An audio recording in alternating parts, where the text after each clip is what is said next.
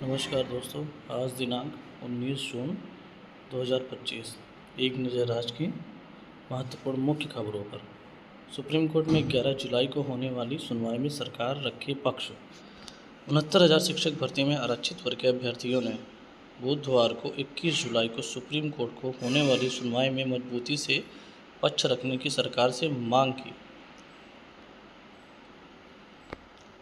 अभ्यर्थी करीब 145 दिनों से इको गार्डन में धरना देकर नियुक्ति की मांग कर रहे हैं। शिक्षक भर्ती अभ्यर्थियों की अगुवाई कर रहे अमरेंद्र पटेल ने कहा कि 69,000 शिक्षक भर्ती का आयोजन 2018 में किया गया था। उन्होंने आरोप लगाया कि ओबीसी को मिलने वाले 27% और एससी वर्ग को मिलने वाला 21% आरक्षण इस भर्ती में नहीं दिया गया। 69,000 शिक्षक भर्ती में आरक्षण लागू करने में विसंगति के कारण अभ्यर्थी दर दर की ठोकरें खा रहे हैं। उन्होंने कहा कि हाईकोर्ट डबल बेंच ने अभ्यर्थियों को न्याय देते हुए फैसला हमारे पक्ष में सुनाया, लेकिन सरकार की लापरवाही के कारण मामला अब सुप्रीम कोर्ट में चला गया है। उन्होंने कहा कि हमारी मांग है कि सरकार सुप्रीम कोर्ट में हमारा पक्ष मजबूती के साथ रखे। उन्होंने बताया कि राष्ट्रीय पिछड़ा वर्ग आयोग की रिपोर्ट, मुख्यमंत्री के निर्देश पर गठित कमेटी की जांच रिपोर्ट और हाईकोर्ट का आर्डर उनके पक्ष में है। इसके बावजूद आरक्षित वर्ग के अभ्यर्थियों को नियुक्ति नहीं दी जा रही है।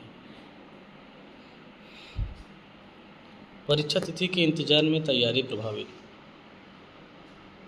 3 बार पीजीटी परीक्षा टालने के बाद भी आयोग स्पष्ट नहीं कर पा रहा तिथि। 3 बार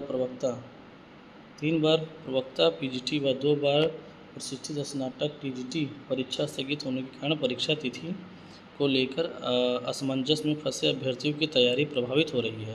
हालांकि उत्तर प्रदेश शिक्षा सेवा चयन आयोग अगले सप्ताह परीक्षा तिथि पर कोई निर्णय ले सकता है।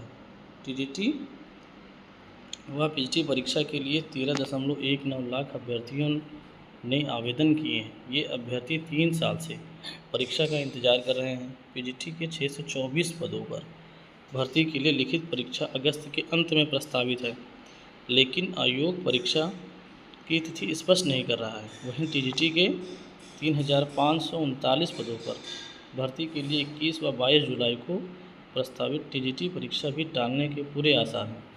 मंगलवार को महाधरने के बावजूद आयोग ने परीक्षा तिथि को लेकर स्थिति स्पष्ट नहीं की है।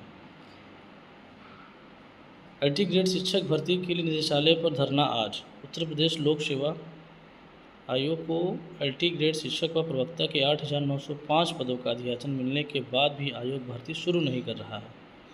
विषयवार आरक्षण को लेकर स्थिति स्पष्ट न होने के कारण आयोग ने 2 माह पहले माध्यमिक शिक्षा निदेशालय को अधियाचन वापस भेज दिया था, लेकिन निदेशालय ने अब तक स्थिति स्पष्ट नहीं की है। बुधवार को कारपेंट्री चौराहे पर प्रतियोगी छात्र मोर्चा के कार्यालय में हुई बैठक में निर्णय लिया गया कि इस मुद्दे पर शिक्षा निदेशालय पर 19 जून को धरना प्रदर्शन किया जाएगा। बैठक की अध्यक्षता मोर्चा के अध्यक्ष विक्की खान ने की है। यूपीएस के तहत मिलेंगे सेवानिवृत्ति के सभी लाभ। मृत्यु व सेवा से बर्खास्तगी पर पुरानी पेंशन योजना चुन सकेंगे। एकीकृत पेंशन योजना यूपीएस का विकल्प चुनने वाले केंद्र सरकार के कर्मचारी अब सभी सेवानिवृत्ति लाभ और मृत्यु ग्रेजुटी लाभ के पात्र भी होंगे। केंद्रीय कार्मिक राज्य मंत्री जितेंद्र सिंह ने बताया कि इससे सरकारी कर्मचारियों की बड़ी मांग पूरी होगी और पुरानी पेंशन योजना के सेवानिवृत्ति लाभों में समानता आएगी। नया प्रावधान राष्ट्रीय पेंशन प्रणाली एनपीएस के तहत सभी श्रेणियों के कर्मचारियों के लिए सामाजिक सुरक्षा सुनिश्चित करने की सरकार की प्रतिबद्धता को दर्शाता है। कार्मिक मंत्रालय के पेंशन व पेंशनभोगी कल्याण विभाग ने बुधवार को एकीकृत पेंशन योजना चुनने वाले केंद्रीय कर्मियों के लिए आदेश जारी किए।